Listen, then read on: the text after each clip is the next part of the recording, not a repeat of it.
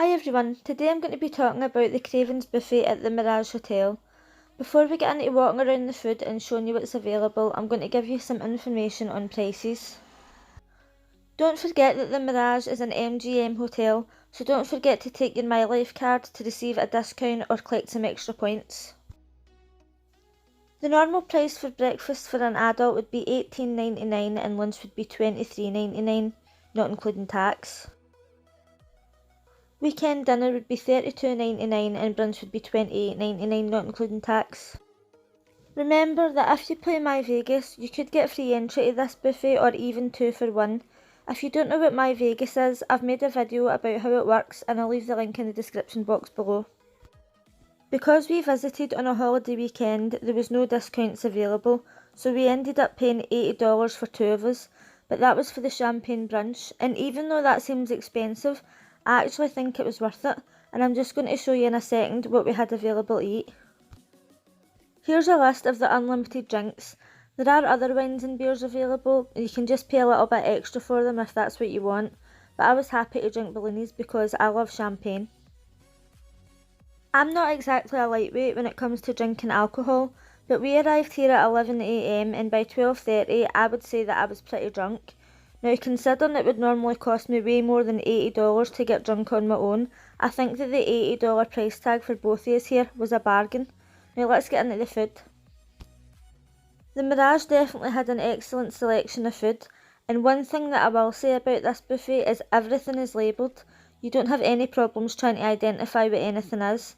A lot of the buffets in Vegas didn't really have good labelling and you spent half the time just trying to figure out what it was you were about to eat. As you just seen, they had a chef's kitchen where you could go and order omelettes or steak cooked whatever way you want. They had a really wide selection of breakfast and lunch foods, and the poached eggs were absolutely cooked to perfection. The waitresses at this buffet were really attentive. I wasn't even halfway through finished my drink and they were right up at the table totting it back up again. I don't know if they were just trying to get me drunk so that I would leave a better tip, but I was happy for them to fill up my glass. The seafood here was amazing. Even though the selection wasn't as big as the area, my friend said that the mussels here were the best that he'd had.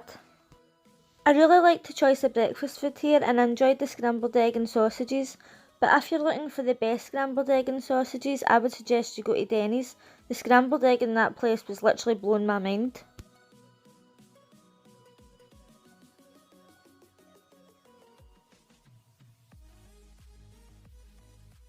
I'm a massive fan of miso soup.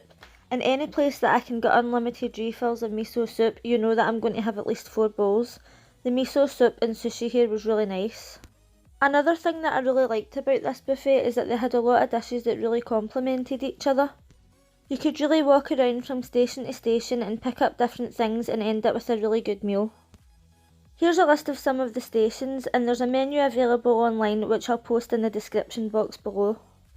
Out of all the buffets we visited in Vegas, I would say that the Mirage and the Aria were my 2 favourite. As I said before, by the time 12:30 came, I was drunk and I decided to have the best food in the world, cereal. There was a large selection of cereal, but I just chose this one because I'd never tried it before. Let me know in the comments section if you've visited the Mirage buffet and what's your favourite buffet in Vegas. Do you think that this buffet was worth $80 for 2 people? I definitely do. All the food was really fresh and I really did enjoy the selection available, and as I said before, the waitresses were really attentive. Now we've arrived at the best part of any buffet, the dessert. I did feel that out of all the buffets we visited, the Mirage did have the widest selection. And by the time it came round to actually have dessert, I was pretty full, so I only really had apple pie and a few other small cakes. This buffet did have a 2 hours maximum sitting time, although there was people who were there for longer than 2 hours and nobody seemed to say anything to them. Let me know in the comments section what you think of the Mirage buffet, and if you liked this video, please give it a thumbs up. If you're new here, consider subscribing. Don't forget to leave a comment. Thanks for watching. Bye!